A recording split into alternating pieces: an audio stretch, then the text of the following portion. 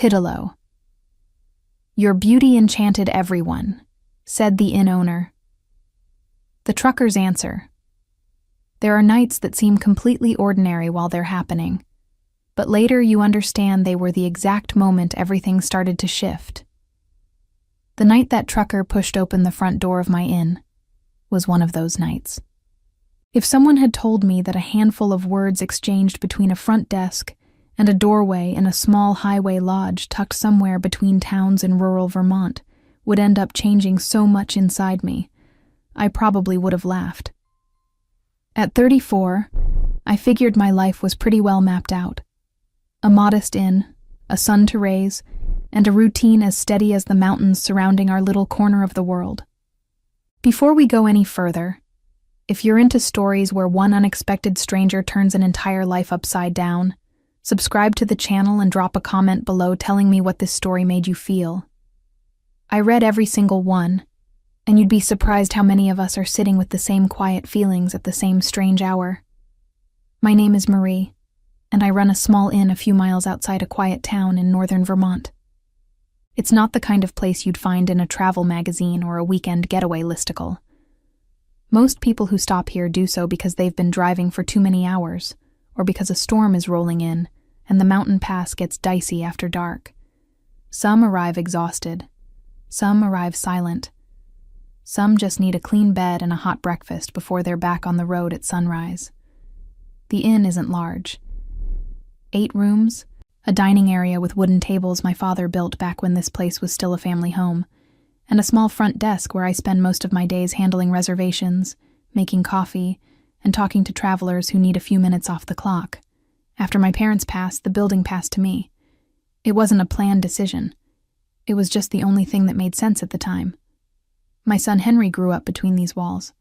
He's 7 years old and has a curiosity that doesn't seem to have an off switch. He loves maps, big trucks rumbling past on the highway, and stories from people who come from places far away. Some afternoons he sits by the dining room window with a notebook, sketching enormous vehicles with exaggerated wheels and imaginary routes, crossing mountains, deserts, and cities he's never visited. Life here has a slow rhythm. Mornings mean coffee and toast for the guests. Afternoons mean checking rooms and running errands in town. By evening, Henry usually does his homework at one of the dining tables, while I organize bookings or tidy up the front desk. And at night, when the highway darkens and the wind picks up in the trees along the road, we wait to see if any traveler comes looking for a room. That night it was raining. Not a violent storm, but a steady, relentless rain that made the asphalt shine gold under the parking lot lights. I was behind the front desk going through invoices while Henry drew a blue truck in his notebook. Then I heard it, a heavy engine rumbling up from the highway, then slowing, then going quiet in front of the inn. Trucks pulling in weren't unusual. Plenty of drivers preferred this stop because the parking lot was wide and quiet. But when the door swung open and the woman driving that truck stepped into the lobby, something in the air shifted in a way that was impossible to ignore. She was tall. Worn jeans, work boots, a plain white t-shirt under a dark jacket she wore loosely over her shoulders. Her blonde hair fell loose just past her collar, still slightly damp from the rain. But what caught the most attention were her eyes. Green, pale, the kind of color that seemed to glow even under the warm, yellow light of the lobby. I wasn't the only one who noticed.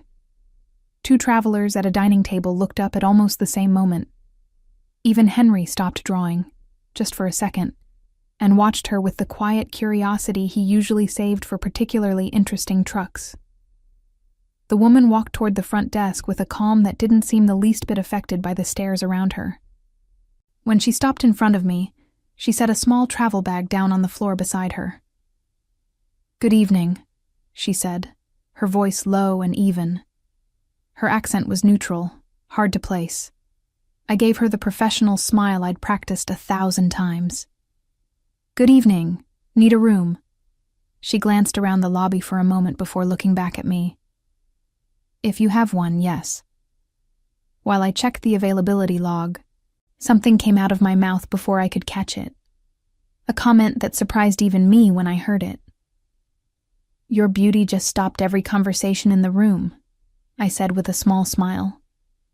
That doesn't happen very often around here. It was meant to be light, a small joke, but the answer I got wasn't what I expected. She held my gaze for a few seconds, then responded with a calm that seemed to come from somewhere much further than that small lobby.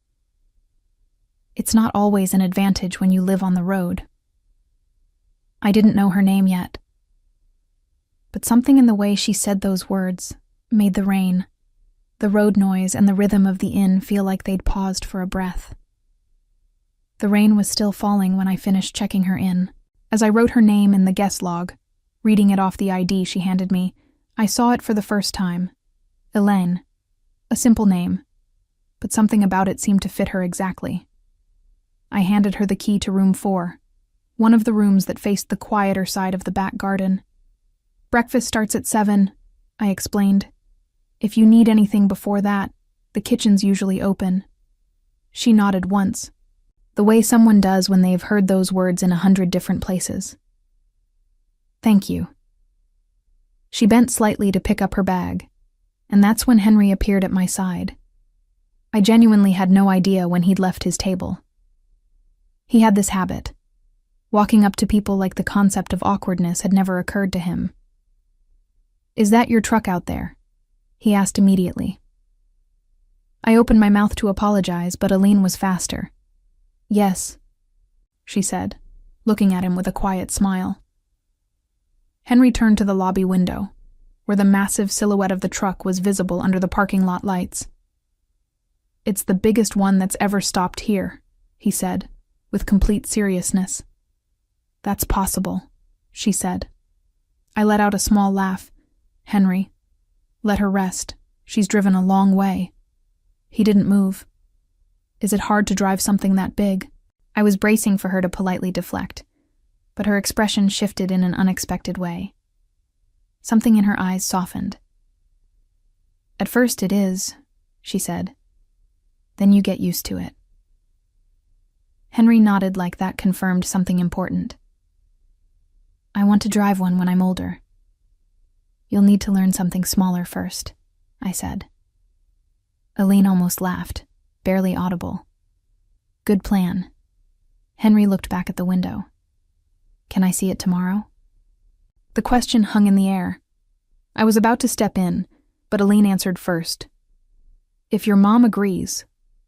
Henry spun toward me immediately. Can she?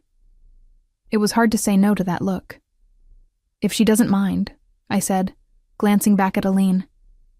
I don't mind. Henry grinned like he'd just won something. Yes. Then, as if suddenly remembering she was probably tired, he straightened up with unexpected formality. Good night, he said. Good night, Aline replied. Henry went back to his table and picked up right where he'd left off with his truck drawing, as if nothing extraordinary had just happened. Elaine picked up her bag and walked toward the hallway leading to the rooms. Her boots made a soft sound on the old wood floor as she disappeared around the corner. For a moment, the lobby settled back into quiet. But the feeling in the air wasn't the same as before. I turned off one of the dining room lamps while the two travelers finished their drinks.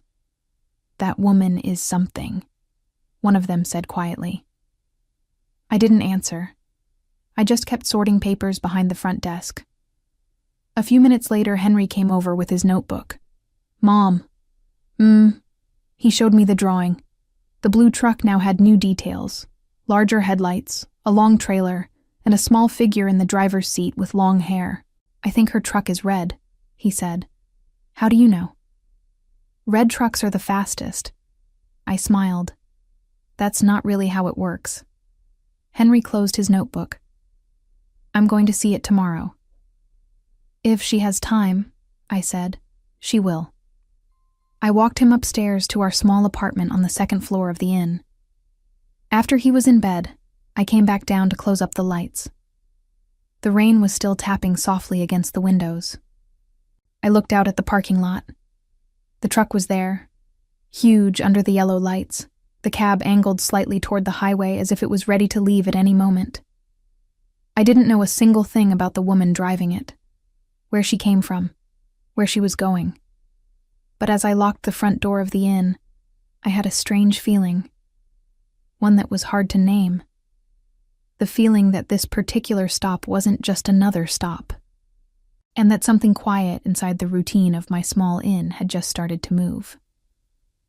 The next morning the sky was clear, like the rain had never happened. The road glistened under the early sun, and the air had that clean, washed smell that comes after a storm. I was in the kitchen making coffee when I heard quick footsteps on the stairs. Henry appeared with his hair still messy from sleep, and the same energy he'd had the night before.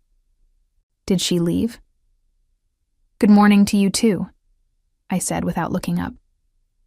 "Good morning," he repeated quickly. "Did she leave?" I poured coffee into 2 mugs before answering. "I don't know. Check the window."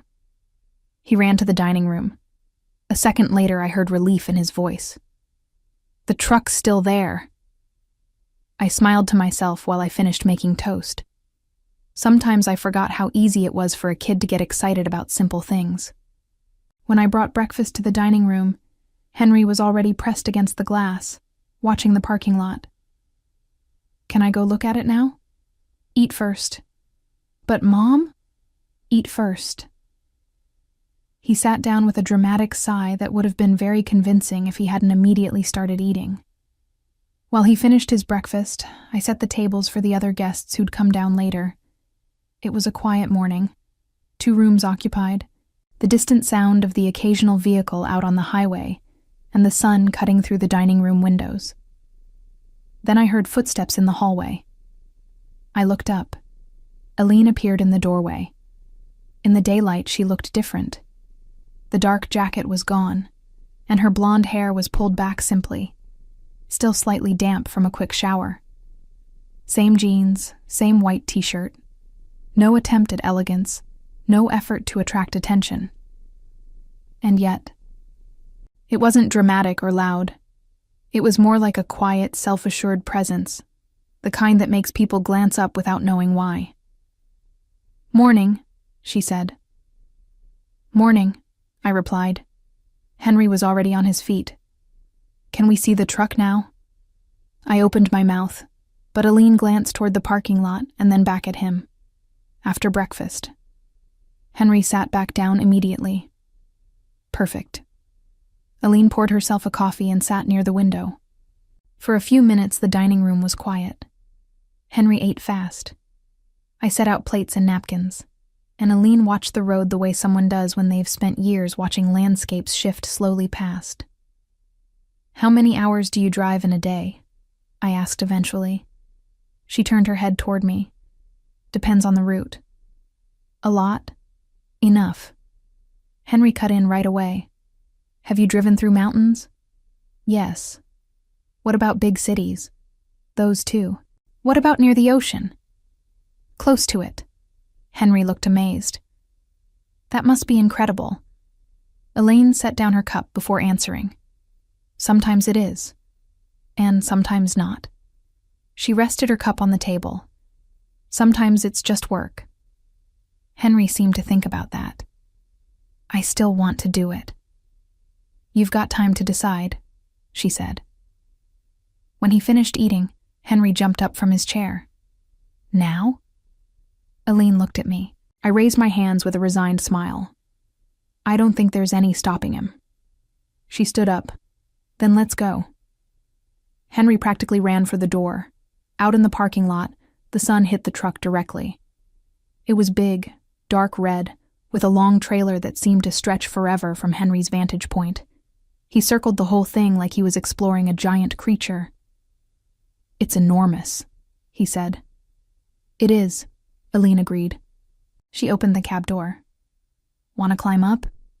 Henry's eyes went wide. "For real? If your mom says it's okay." He looked at me with pure hope. I sighed. "Okay, but careful." Aline helped him up. Henry settled into the driver's seat with a mix of awe and solemnity. "You can see the whole highway from up here." Aline leaned against the doorframe. "That's the point." I watched from below, my son grinning like it was the best morning of his life, and the woman who'd made it happen looking completely at ease with his unexpected joy. That's when I noticed something. Aline wasn't looking at the truck. She was looking at me. And for the first time since she'd arrived, I had the distinct feeling that her stop at this inn might not have been as random as it seemed. The morning had felt quiet, but things shifted before 10 o'clock. I was going through reservations at the front desk when I heard the truck engine turning over, once, twice, then again, out in the parking lot. I looked out the window.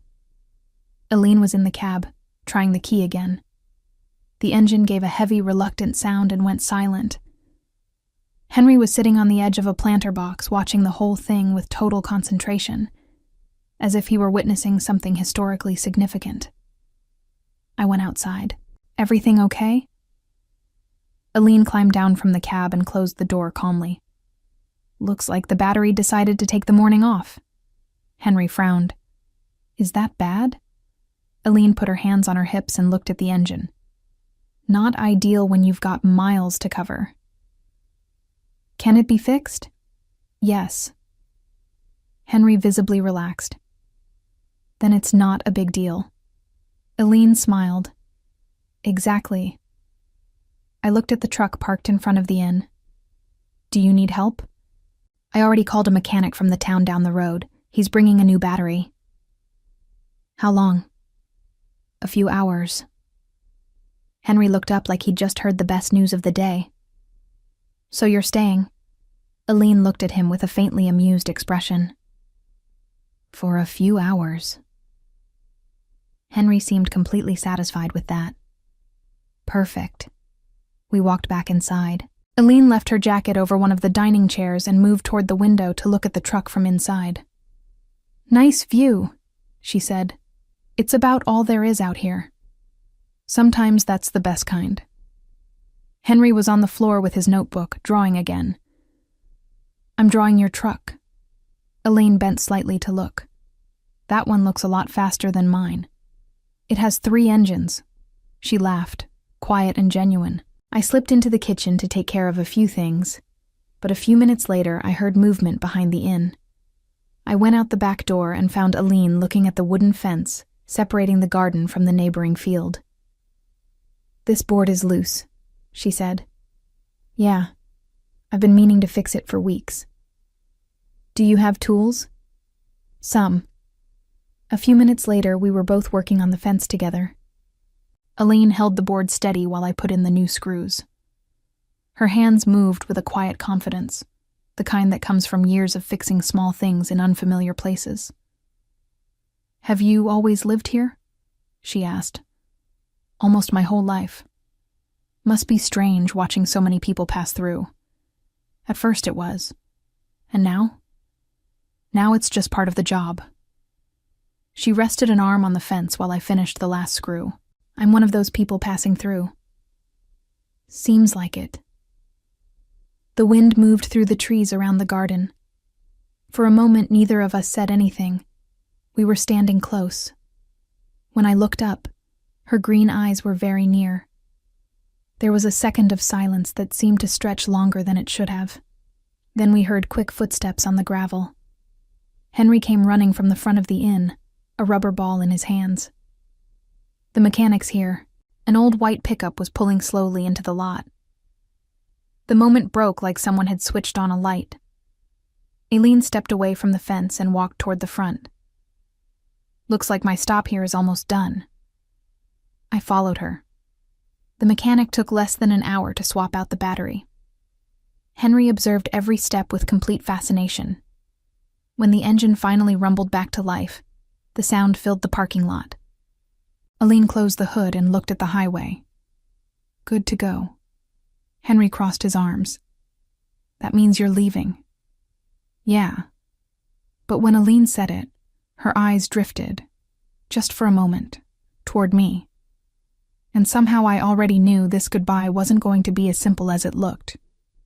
The sun was already low when the mechanic packed up his tools. The late afternoon light painted the parking lot in shades of gold and stretched the truck's shadow long across the gravel. Henry had spent the last hour watching every move the mechanic made, like it was a private lesson in how the world's largest machines worked. When the engine turned over with a deep, steady rumble, he threw his arms up. "It works." Aline closed the hood with a soft thud and wiped her hands on a rag the mechanic had left behind. He collected his tools, exchanged a few words with her, and drove back down the road toward town. Quiet settled over the lot again. Henry kept looking at the truck, like he was trying to memorize it before it disappeared. "Are you leaving now?" he asked. Aline rested a hand on the cab door. "Yeah. I need to get back on the road before dark." Henry looked down at the gravel. "Oh." No protest, no scene, just the quiet way kids show that something makes them sad. Aline seemed to catch that shift. She crouched slightly toward him. "But roads don't disappear." Henry looked up. "What does that mean?" "It means if I pass through this way again, I'll stop." He thought about it for a few seconds, then nodded. "That's good." He ran back inside to grab his notebook, probably to add one more detail to the truck before it was gone. When he left, the lot went quiet. Just Aline and me. She leaned her arms on the wooden railing of the small porch along the inn's front entrance. "Your son has a lot of energy." "That's never been a problem," I said. Aline looked at the sky for a moment. "And he trusts people fast." It wasn't a question. "Yes. That can be dangerous." "I know." The afternoon wind moved through the tree beside the lot. "That's why I'm careful about who comes into his life." Aline turned her head toward me. "And me?" The question caught me off guard. "I don't know you," I answered honestly. She didn't seem offended. "Fair. But he got attached fast. I noticed." Aline looked at the truck again. "I spend a lot of time going from place to place. That's also something I noticed. People who live on the road learn something over time." "What's that?" Her green eyes came back to me. That staying too long in one place isn't always a good idea. The silence that followed felt different from the others. Closer, more aware. The distance between us was small, barely a step. I could see the faint gold the late sun left in her hair. "And yet you stopped here," I said. "Yeah. Why?" She took a moment to answer. "I don't know." It didn't sound like an excuse. It sounded like the truth. From inside the inn came the sound of Henry climbing the stairs. The afternoon was fading fast. Elaine picked up her jacket from the porch chair. "I should go before it gets dark." Probably. But neither of us moved. The wind lifted a strand of her blonde hair. She took one step closer. Not rushed, not impulsive. Slow, deliberate. Like we both knew exactly what was happening. When our eyes met again, the rest of the parking lot felt very far away. The kiss was brief, gentle. A moment that existed for a few seconds, then was gone. No words before it, no words after. Aline pulled back first. She looked at the truck, then back at me. She said nothing. She climbed into the cab. The engine turned over, and as the red truck disappeared down the road cutting through the valley, I had one clear, quiet feeling. Something inside the steady routine of my small inn had just started moving in a completely new direction. The next morning, the inn looked exactly the same as always. Sun through the dining room windows, fresh coffee smell from the kitchen, the highway stretching out front like an endless line leading to places most people around here would never see. And yet something felt different. I couldn't point to what. The table where Aline had taken her coffee was in the same place. The parking lot was empty, as it usually was in the mornings. Even the quiet of the fields was the same. But my mind kept going back to the moment when that red truck disappeared down the road the afternoon before. Henry came downstairs still half asleep. Did she leave? Yes. He sat down in front of his breakfast with a thoughtful look. Trucks always leave. That's their job. Henry took a sip of milk. But she said she might come back. She did say that. He didn't push it further. Kids have this odd ability to accept promises without analyzing them too hard. The rest of the day went the way most of them do. 2 guests left after breakfast. A new traveler arrived at noon. I cleaned rooms, checked bookings, and made a simple soup for dinner. Routine moved back in with its usual calm. But every time I opened the front door to glance at the parking lot, I was watching for something. A red color between the trees. The sound of a heavy engine coming down the road. Any sign. Nothing came. That evening, after Henry was asleep, I went out to the porch with a cup of tea. The sky was clear, and the road was just a dark line disappearing between the hills. I sat in one of the wood chairs and listened to the quiet of the fields. I'd met hundreds of travelers since I opened this inn. People who rolled in tired, slept a few hours, and left at dawn without leaving more than a name in the guest log. The road was full of short stories that started and ended in places like this. I knew that. I'd always known that. But this time felt different. Maybe because Henry had gotten attached too quickly, or maybe because I had too, in a way I hadn't expected. 2 weeks passed. The inn settled back into its usual rhythm. Henry kept drawing trucks in his notebook, though now one of them was always red. "That one's Aline's," he'd say. I'd nod and not comment. One afternoon I was sorting invoices at the front desk when I heard fast footsteps coming through the door. Henry appeared, nearly out of breath. "Mom." "What?" He pointed toward the lobby window, eyes wide. "I think she's back." Something in my chest did a small jump. I walked to the window. At first I didn't see anything, just the empty road stretching toward the horizon. But then, in the distance, a large shape moved slowly through the trees. A truck. Red. Henry was already running for the door. I followed, walking, trying to keep the composure my son clearly wasn't bothering with. The engine went quiet in front of the inn with the same deep sound I remembered. The cab door opened. Aline climbed down with the same easy calm she'd had the first time she arrived. Jeans, boots, white t-shirt. Henry got to her first. "You came back." She looked at him with a small smile. "Looks like it." He pointed at the truck. "I knew it was yours." She looked up at me. Our eyes met for a moment that felt longer than it actually was. "Hi, Marie," she said. She'd driven hundreds of miles since I last saw her. But somehow, hearing her voice in front of the inn again, I had the clear sense that the road wasn't the only reason she'd come back. Henry didn't stop talking for the first 5 minutes after Aline climbed down from the truck. He walked around the vehicle, pointing out details he'd already seen. Like he needed to confirm that everything was exactly the same. Aline listened patiently, answering in short sentences while she closed the cab and checked the trailer. I watched from the porch. It wasn't the first time a guest had come back after weeks on the road. Some drivers preferred this stop when their routes brought them through this part of the state. But there was something different about this visit. Maybe it was the way Henry looked at her.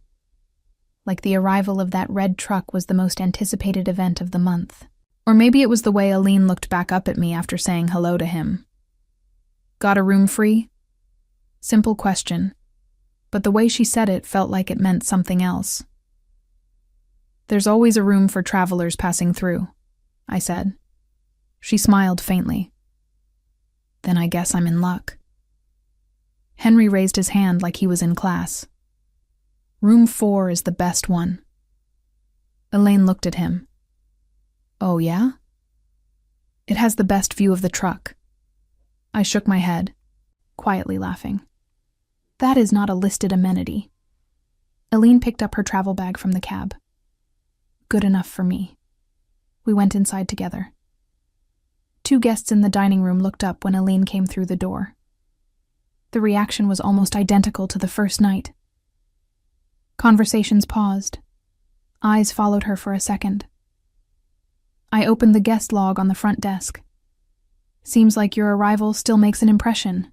Elaine looked around with familiar calm. I'm used to it. I figured. She wrote her name again in the guest log. Elaine. Same letters as 2 weeks before. Henry leaned on the front desk, watching everything with a grin. I knew you'd come back. She raised an eyebrow. Did you? Trucks always come back on the same road. She laughed softly. That's not always true. This one is. Elaine took the room key. Then I'd better not prove your theory wrong. She carried her bag down the hallway while Henry ran to the dining room to grab his notebook. He came back with it open to a page where the red truck had been drawn with far more detail than any of the previous ones. This is yours. Elaine looked at it carefully. It has more wheels than mine. It's the upgraded version. Impressive. Henry looked proud. You can keep it. Thank you. She folded the page carefully and tucked it into the pocket of her jacket. That afternoon, the inn went back to its regular pace. Some guests came in to sleep. Others left after a rest. Elaine spent part of the time outside checking the truck, and part of it inside at the dining room window with a coffee, watching the fields. We didn't talk much. But every time our eyes crossed, there was a quiet understanding that neither of us was pretending not to feel. When dinner was over and the dining room emptied, Henry was still at the table in his pajamas, drawing. Elaine was leaning against the doorframe leading to the garden. I was rinsing the last dishes in the kitchen. Mom, Henry said suddenly. Can Elaine eat dinner with us? I looked up at her. She looked genuinely surprised by the question. I don't want to intrude. Henry crossed his arms. You're not intruding. I sighed with a smile. I think that means you don't have a choice. Elaine came into the dining room. We sat down, the three of us, around the table. Simple dinner, soup, bread, quiet conversation. Henry talked most of the time. Elaine listened. I watched the whole thing with a strange mix of calm and something I couldn't quite name. When Henry finally got up to brush his teeth, the dining room went quiet again. Elaine rested her arms on the table. Your son has a special way of making people stay. I'm not always sure that's a good thing. Depends on the person. We looked at each other for a moment. The warm light made her green eyes look clearer. And in your case? I asked. Elaine didn't answer right away. She just looked toward the dark window. I still don't know. That night, the inn quieted down earlier than usual. The guests were in their rooms, and the wind moved softly through the branches in the garden. From the dining room, you could see the highway spreading out like a dark ribbon under the moonlight. Henry hugged Elaine goodnight quickly, the easy, natural way kids do with people they've already decided they like, and headed upstairs. Night. Good night, Henry, she said. When his footsteps disappeared into the second floor, the dining room went still. I was clearing the last dishes when Elaine stood up. Let me help. You don't have to. I don't mind. She brought the remaining plates to the kitchen like she'd done it a dozen times before. Her movements were easy, practical. Nothing unnecessary. We washed the dishes with barely a word between us. Just the sound of water and the quiet of the inn settling around us. When we finished, we went out to the porch. The night was cool, and the sky was clear. Somewhere in the distance, you could hear the occasional vehicle on the highway. The red truck was parked under one of the amber lights in the garden. Your inn is peaceful, Elaine said. That's the idea. There aren't many places like this on the road. I leaned against the railing. Are you always moving? Almost always. Doesn't it wear on you? She thought about it. Sometimes. The wind moved through her hair. But it's also hard to stop when you've lived that way for years. I can imagine. A few seconds passed without words. Henry talked about you while you were gone, I said. Did he? Drew your truck several times. Aline smiled. He's got real talent. He gets attached quickly. I noticed. I turned my head slightly toward her. That's why I try to be careful. Makes sense. I don't want him getting used to someone who's going to disappear back down the highway. Aline leaned on the railing, looking out at the parking lot. The road has a way of doing that. I know. That's why I don't make a habit of staying too long in any one place. The words hung in the air between us. But you came back, I said. Yeah. That doesn't sound like part of the plan. Aline looked down at the floorboards for a moment. Some roots change. And this one changed by accident? She looked up again. Not entirely. The directness of it left me quiet. The wind turned the leaves in the garden. When I drove away the last time, she continued, I figured I'd just keep moving like always. And? But the further I got, the more I kept thinking about this place. I didn't know what to say to that. And about Henry's truck drawings, she added. That explains a few things. And about his mother. The way she said it shifted the air between us. Not dramatic, just simple, honest. The road is long, I said. I know. And your life is out there. I know that too. A few more seconds of quiet. So why are you here? I asked. Elaine took one step closer. The space between us shrank the same way it had that afternoon in the parking lot. Because some stops don't feel like the others. No rush, no sudden move. Just that moment when two people know exactly what's happening. The second kiss was nothing like the first. The first had been a surprise. To both of us, I think. This one was a decision. There was no urgency in it, just the kind of quiet that happens when two people finally stop pretending they don't already know. After a moment, she pulled back. Her green eyes were very close. I should probably get back on the road tomorrow. The words didn't sound like a decision. They sounded more like a question.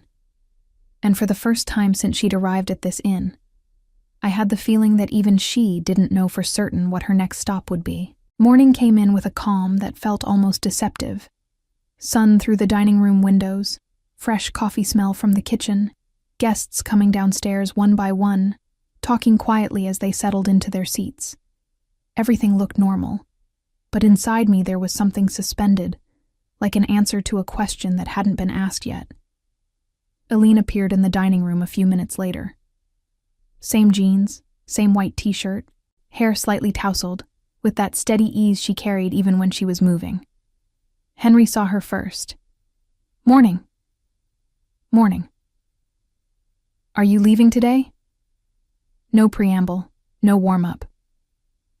Aline glanced toward the window where the red truck was still parked in the same spot from the night before. Probably. Henry frowned. But you said you could stay. I said I might stop by again. Henry seemed to be working out the difference between those two things. I set a mug of coffee in front of Aline. Roots don't wait. She looked up at me. No. The silence between us lasted only a second, but it said something. Henry tried again. You could rest a little more. That's what I do when I stop here. He looked prepared to keep negotiating, but I put a hand on his shoulder. Let her eat. The morning continued its usual way. Guests finished breakfast and filtered out. Tables emptied one by one until the dining room was quiet again. Henry was at a corner table drawing. Hélène was on the porch, watching the road. I went out with a coffee in my hand.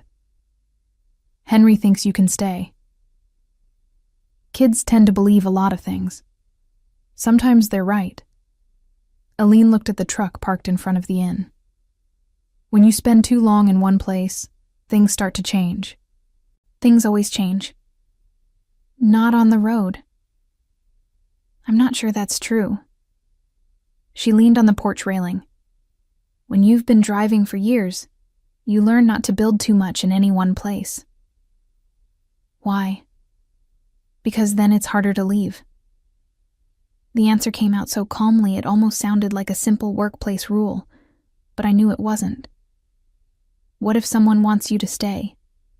Aline turned to look at me. That complicates everything.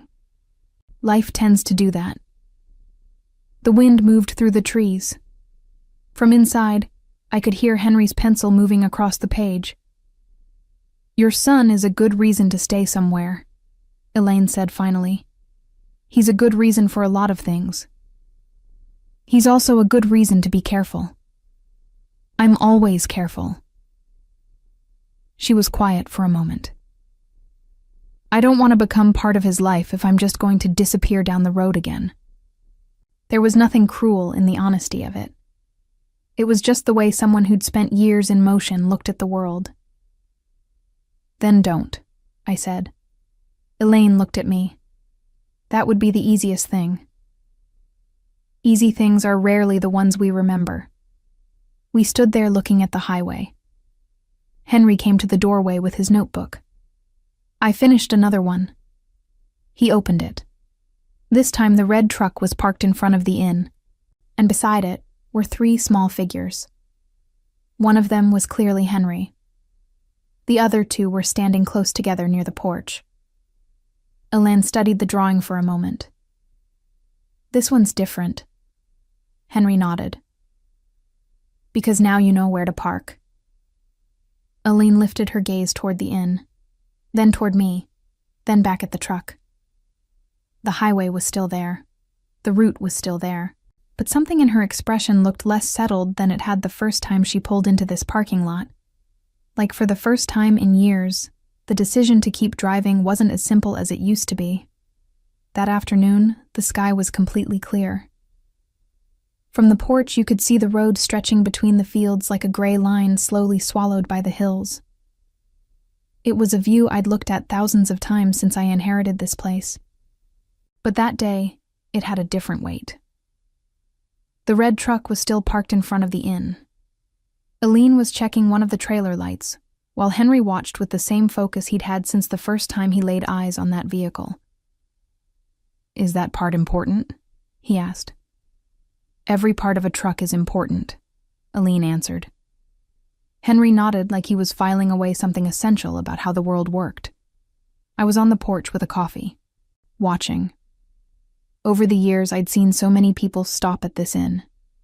Tired drivers, solo travelers, families needing a rest before pushing on. The road always brought new people, and the road always took them back. Elaine finished checking the light and climbed down from the trailer. Henry looked up. So, are you leaving? She looked down the road for a moment. It was a simple question. The answer felt much more complicated than the first time I'd heard it. I have a delivery in 2 days, she said finally. Henry looked down at the gravel.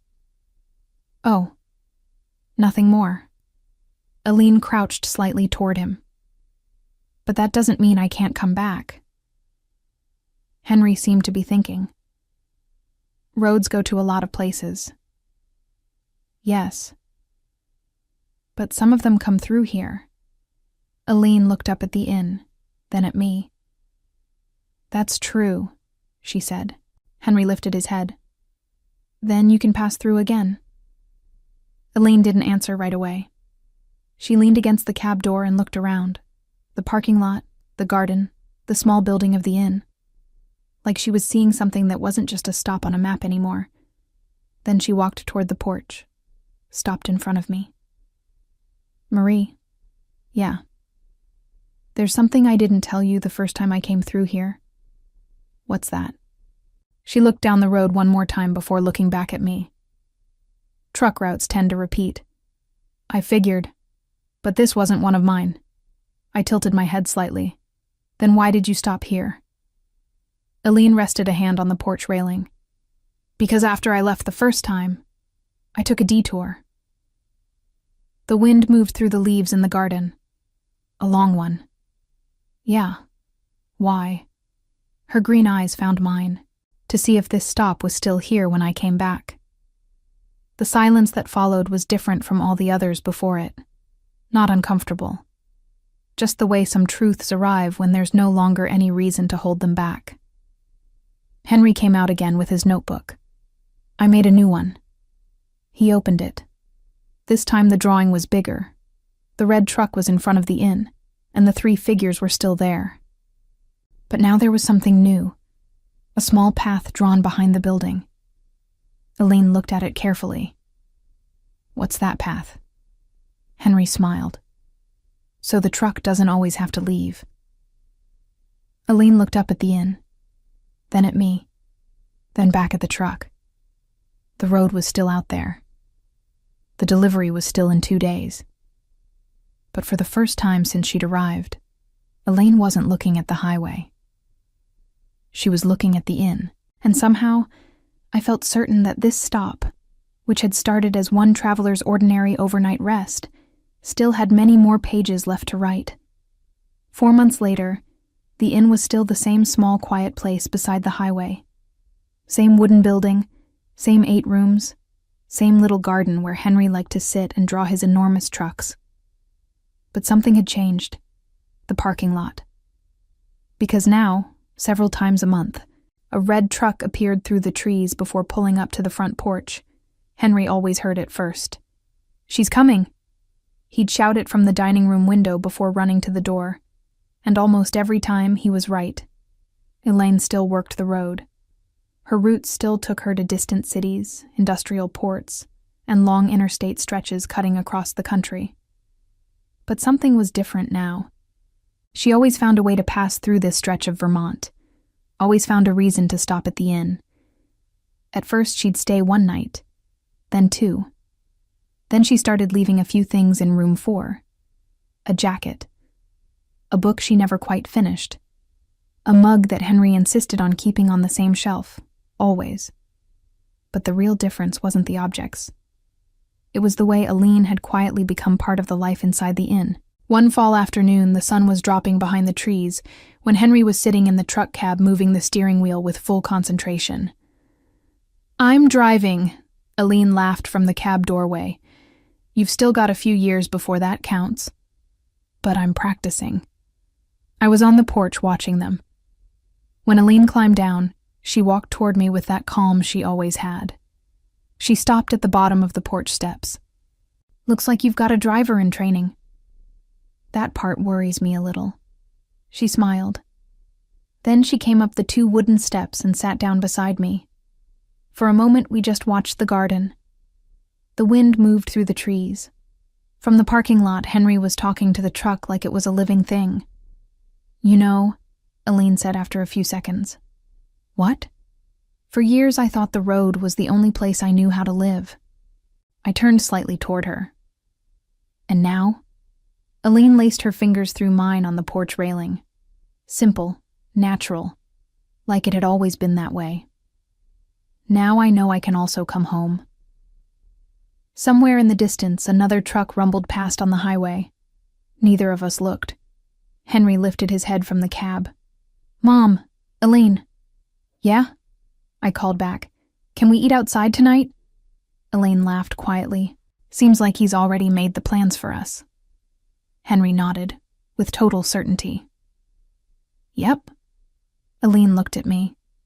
Her green eyes had that quiet warmth I'd first noticed the night she walked through the front door. But now there was something else in them. Something that no longer looked temporary. "I think we'd better stay," she said. I rested my head gently against her shoulder. "I think so too."